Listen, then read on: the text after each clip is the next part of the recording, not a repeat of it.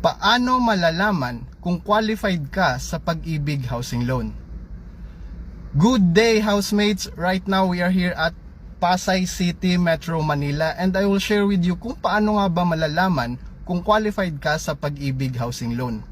Bago po kayo mag-avail ng property sa mga subdivision or condo development project, dapat alam mo kung papasa ka ba or qualified sa Pag-ibig Housing Loan, if ilo-loan ito or gagamitin ang Pag-ibig financing.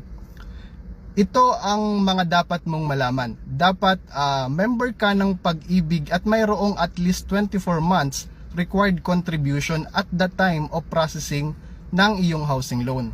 Dapat may legal capacity ka to acquire a property, meaning legal age, may source of income o trabaho, at may capacity to comply the necessary requirements. Ano po? Then,